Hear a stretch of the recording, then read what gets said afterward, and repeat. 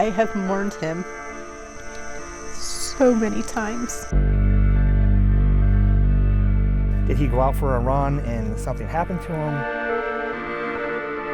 Did he go out to his bosses and, did something with them? It's been more than 9 months since 19-year-old Kaden Black disappeared from Lower Windsor Township. More than 9 months since Kara Patterson has seen her son. As a mom, you just keep going through it over and over. Kaden was last seen Saturday, December 17th, 2022. At the time, he was living with the Faust family on Vicky Lee Drive. Chris Faust says it wasn't out of the ordinary to not hear from Kaden the next day. Him and my son would normally wake up at 9 at night, and they would go to bed at like 5 in the morning because they would stay up all night playing video games or doing whatever. Kaden's cell phone last pinged near Old Commons Road in Lower Windsor Township on Sunday the 18th. And on Monday, he was supposed to work a shift at nearby DeLauder's A1 Moving, but never showed up.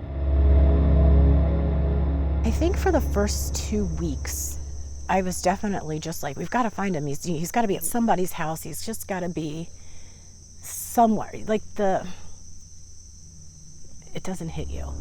Since then, there's been no sign of Kaden. I mean, not a trace, nothing. Nobody's come forward with any information about, not even seeing him. There are things that we used to look forward to that I just don't. Things like Christmas.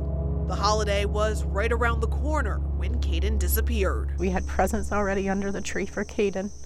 Kaden's stocking was hung. And I just kept thinking, maybe he's just gonna come through that door, surprise. But he never did. And as Christmas creeps closer once again, so many questions remain. I thought in the beginning someone killed him.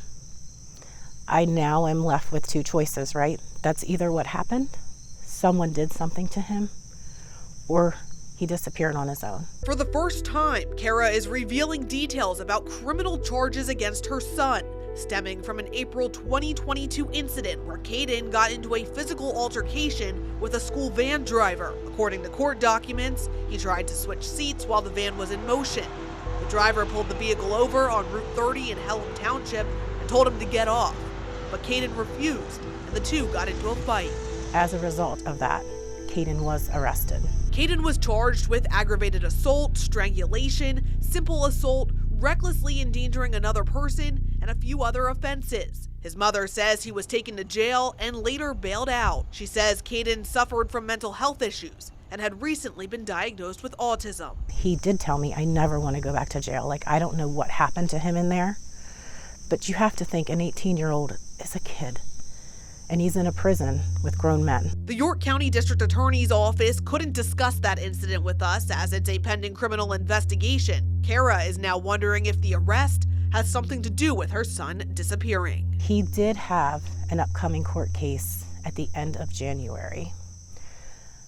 So now, at this point where I am, I didn't think this was relevant in the beginning when Kaden went missing because his court date was 6 or 7 weeks out, but also maybe it was. My heart pours out for her. Just feel so bad. Lower Windsor police declined an on-camera interview, but tell Fox 43 they continue their search for Kaden.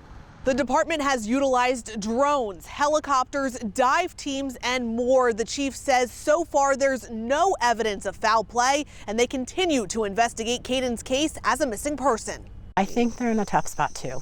I think that they have done a lot. And I think there was a time where I wouldn't have said that. Authorities have interviewed family, friends, neighbors, and coworkers. They say everyone has been cooperative, but tips have been few and far between. That's what makes us think now maybe nobody's at fault and something just happened to them. But because just by now, you would think somebody would have come forward.